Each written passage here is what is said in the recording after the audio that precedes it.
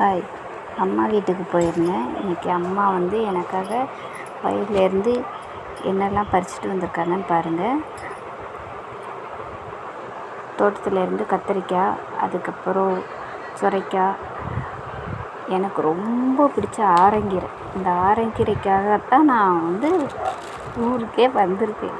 ஏன்னா இதை சாப்பிட்டு ரொம்ப வருஷம் ஆயிடுச்சு. 4 வருஷம் 5 வருஷம் இருக்கும். அதுக்கப்புறம் கொடுப்பைக்கீரை, கத்திரிக்காய், முருங்கைக்காய் வந்து வீட்டில் பறிச்சுட்டு வந்தாங்க. கருவேப்பிலையும். இதுதான் ஆரங்கீரை. இந்த ஆரங்கீரையை வந்து நல்லா அலசி வச்சுருக்கேன். இது வந்து கொடுப்பைக்கீரை. இந்த கொடுப்பைக்கீரையுமே நல்லா அலசி வச்சுருக்கேன். இதை இன்னும் பொடிசாக நறுக்கணும். அப்படி நறுக்கி வசக்குனா நல்லாயிருக்கும்.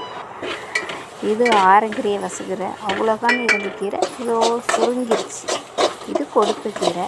இந்த கொடுப்பைக்கீரையை நல்லா பொடிசாக போட்டு வெட்டி போட்டு நல்லா தேங்காய் பூலாம் போட்டு நல்லா வச்சுருக்கேன். என் வீட்டுக்கார் என்ன சொல்கிறான்னு பார்ப்போம்.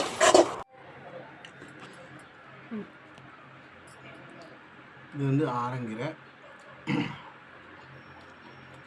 இது ஒரு மாதிரி புளிப்பு சுவையோட நல்லாயிருக்கு.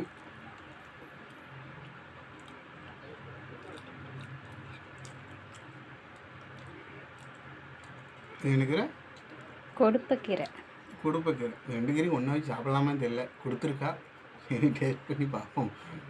இது கொடுப்பங்கீரையா. இது பொடிசாக இலை இருக்கனால இன்னும் நல்லா சாஃப்டாக இருக்கு. ரெண்டும் வேறு லெவலில் வச்சுருக்கோம். முடிஞ்சால் நீங்களும் உங்கள் வீட்டில்